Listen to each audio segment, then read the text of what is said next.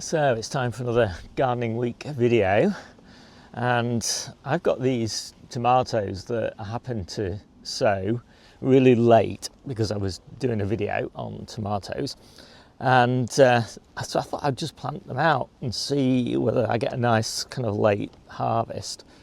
Obviously I can't plant them out in the polytunnel because that's going to be replanted completely for winter veggies, but I can put them in these pots, and I'm going to plant them quite deep because they're just, you know, trailing tomatoes. I want to get them sort of down to those leaves there, really, ideally.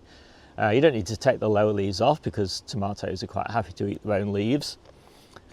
So I'm just putting them in my homemade compost, and let's get that down nice and deep. Not deep enough, but anyway, it'll have to do now.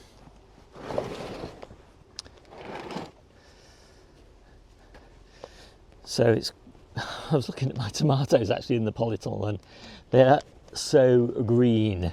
It's unbelievable. You know, at this time of year, I've normally got so many ripening, but you know, the weather's just been, just ridiculous. So I'm so pleased that I did early tomatoes. So I'm hoping that these late ones do as well as the earlies, because the early ones are looking, well, they're still doing really quite well.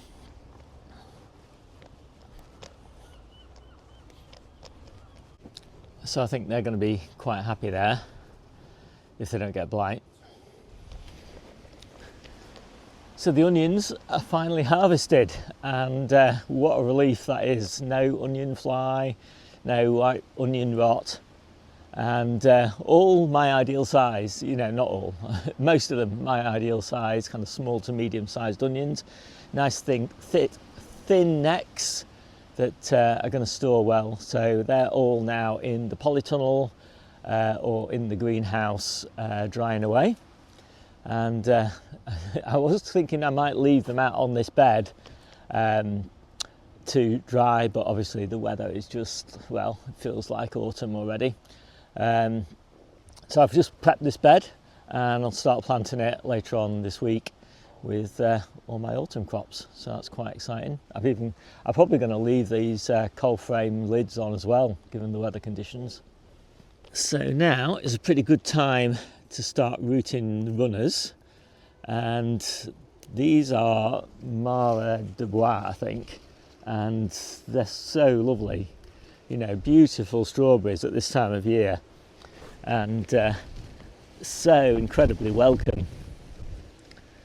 And so I'm going to put some of these in pots ready to transplant into a new bed that I'm creating later on in the year. And I've just got my little bits of wire to use as staples.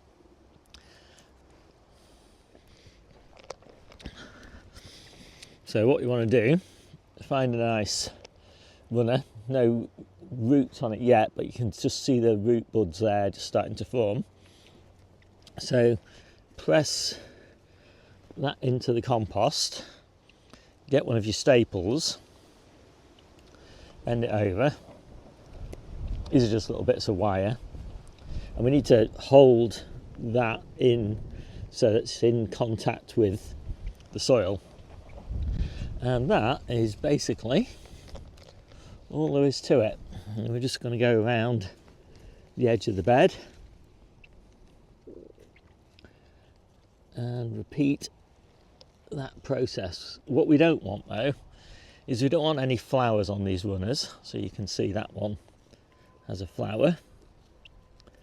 So we'll firm that in, and then we'll take that flower off.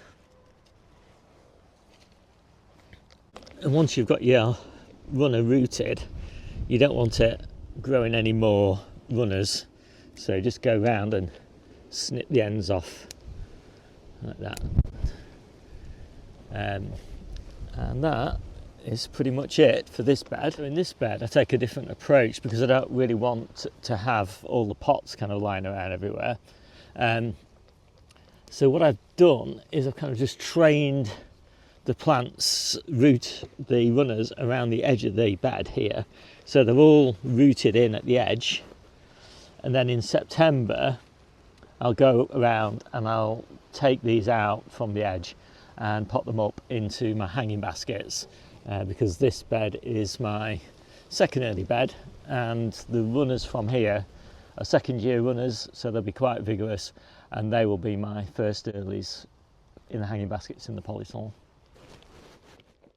So as a matter of routine, I normally plant beetroot at the back of all my little low tunnels in spring, just for kind of a little bonus harvest.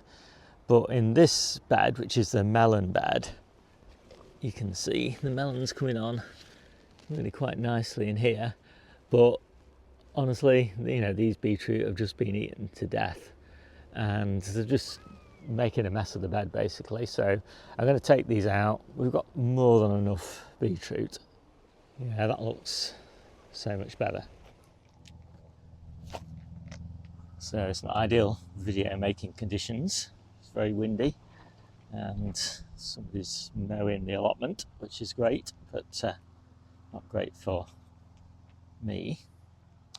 So I'm just planting out my next batch of salad onions. Tried to plant these last week, but they were just not quite big enough, and the modules are just a little bit too wet and they're kind of sticking in the modules. So now they are absolutely great.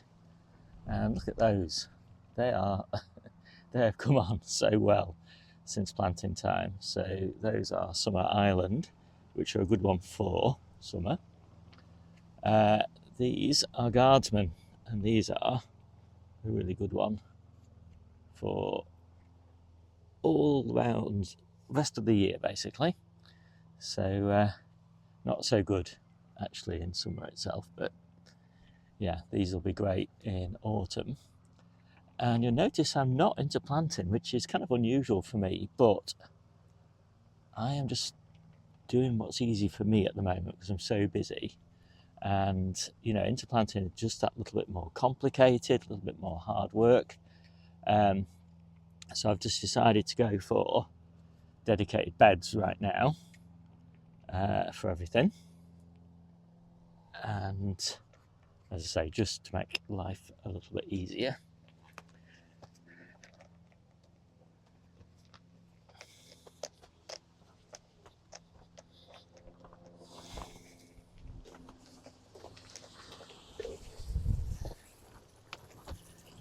So even though it's been quite rainy, we are still in a situation where the beds actually are pretty dry.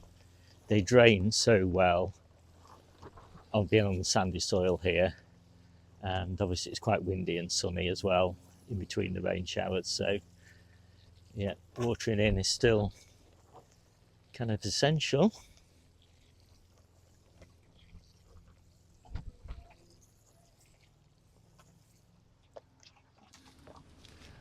So it's raining again, and so I'm stuck in the polytunnel looking for things to do. I thought I'd give the tomatoes a trim, and it never ceases to amaze me just how much greenery tomatoes can generate in a season. It makes a lot of really good compost. But my tomatoes are pretty much still all green, as I mentioned earlier on in the video. All the ones in the polytunnel, and the ones at home are ripening really well, the ones outside. It's really interesting, but it doesn't bother me at all because we've got loads of tomatoes for eating fresh. In fact, we're kind of overwhelmed with them from the outdoor ones. And most of these are paste tomatoes for cooking, for making the passata mix. And, you know, we don't mind when they ripen, as long as they ripen before the end of September. And I think there's a pretty good chance of that. So, yeah, that's absolutely fine. And actually the timing probably works out better for us because we'll have more peppers, and we put a lot of peppers into our passata mix. So yeah, I'm not worried. I'm quite enjoying the greenery at the moment. So now I've got the onions out, I can get some of these sown. I've got some lettuces, I've got some radicchio, and I've got some spinach. It's all a bit young, but honestly I like to get plants out young if I've got an empty bed. And maybe I'll even try and get those turnips out. Bed's looking good. I put some slug pellets down. I don't normally have slug pellets in a bed when I've got live plants in it. Occasionally I make an exception, like for example carrot seedlings. but in the main I just sort of do it just to see how much of a slug problem I've got. The alternative is just put a piece of wood down and see if any slugs are under it when you take the piece of wood up. But anyway, I've cleared away 6 or 7 slugs from that bed now, so I'm pretty happy that it's fairly slug free. So I always think of this bed as such a bonus to sort of have it come free at such a fantastic time of year. Normally my beds don't start really coming free until October time, late September, October time. And obviously there's only a certain number of things you can plant at that time, but it's it's such a treat. And now it's a cold frame as well. I mean, obviously it's August and you think, well, I need a cold frame in August, but the weather is disappointing, to say the least. So I'll have this cold frame lid kind of partly closed but still really well vented, and that should just give them that little bit of a boost and speed up the growth. And I need it because I'm a bit short of lettuces at the moment, so the sooner I can get lettuces the better. And obviously we don't have turnips at all, so actually the turnips will be a real nice bonus. I'm not sure about the radicchio. It's not the ideal bed for radicchio because it does grow quite big, but I think I'll give it a go, see what happens. So I'm planting my precious lettuces, and I'm starting off with canasta. Canasta is my kind of favourite lettuce at this time of year, but it's quite a weak one to get started. These seedlings are quite feeble and germination wasn't fantastic, so I've only got 3 of them.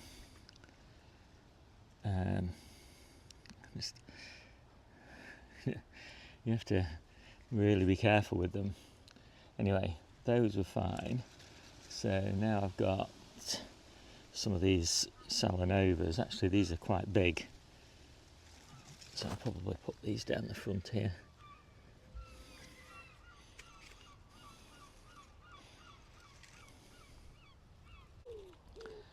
There are a few holes on some of these lettuce leaves as well, which is a bit worrying. I've looked around to see if I can see any sign of caterpillars or anything, but I can't.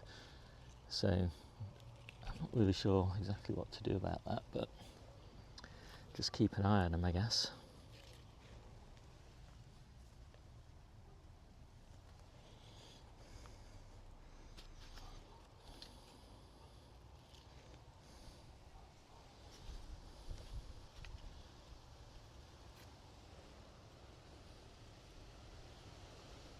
So now I'm just putting these chicory in.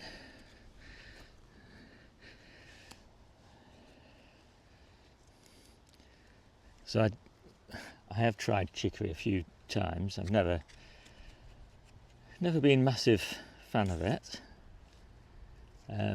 but I do like the colour. So I'm primarily growing these to add a bit of sort of colour and crunch to the salad mixes in winter. And not very many leaves, just a few leaves, just to, as I say, just add that little bit of colour and texture. When normally salads in winter, they're a little bit green and a little bit lacking in crunch. So I'm hopeful that these will help a little bit in that department. But they're a bit bitter for me, but I can stomach them just about.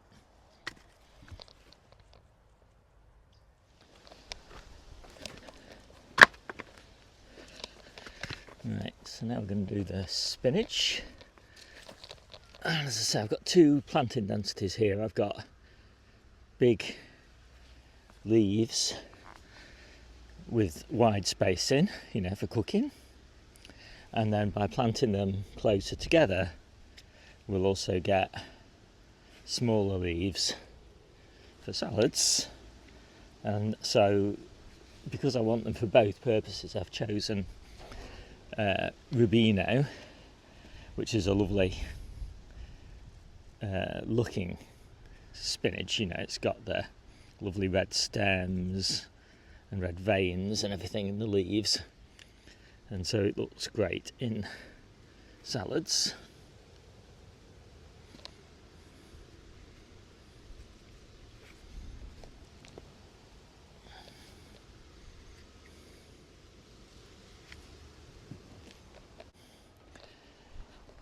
And there's a few that didn't germinate, unfortunately, so that means I've just got a little bit of space at the end here for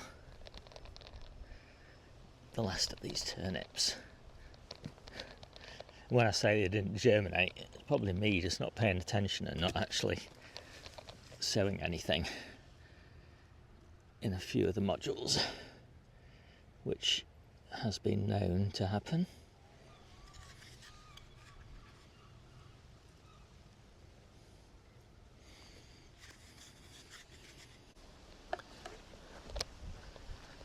And with this bed being quite well watered, I'm only just giving the individual seedlings just a little bit of a water rather than the whole bed again. I absolutely love planting, and you know, the few weeks after that when the seedlings kind of just burst into life. And I haven't actually made proper cold frame lids for these beds yet because they're new and just haven't had time for woodworking, and so I'm just using this kind of makeshift arrangement here with the props just holding the lids. Seems to work fine. So that's it pretty much for my gardening week. We've got family over and we're not doing a sort of traditional harvest day. We're going to do that later on, early on next week. But I thought I'd finish with a little tale of triumph over adversity. So this little tomato plant here is a tumbler. It's one of the ones that was planted in that dodgy compost, and all of the others died. This one looked really scrappy, and I was about to sort of pull it out like I did, as I say, its brethren. But look at it now, it's just rejuvenated itself and it's full of flowers. So yeah, I'm going to keep this one going. And some of the red profusion, they've done okay as well, but they're kind of coming to the end of their lives, and this one is just exceptionally coming to the start of its life, just a few months late. Well, it's certainly been an interesting week. We had our open day yesterday, and despite the rain, we had loads of visitors. It was absolutely jam-packed, at least my plot was, and yeah, I mean, it was so nice, such a privilege to meet so many of my YouTube viewers and have a chat and answer questions and generally sort of, you know, provide a broader context to what we do here. And we were also the day before, just by pure coincidence, on Gardener's World, and that, yeah, I was a bit nervous about that. We shot it with the Gardener's World team back in May of last year, very early May of last year. And I'll do a video on the whole sort of backstory of that because it was quite interesting. But yeah, they scheduled it just the day before the open day. So there was quite a few people who came just because they'd seen the video, which was nice as well. And as I say, I was quite nervous about that clip on Garden's World, but it turned out to be quite nice, although some of the shots that they chose were quite interesting.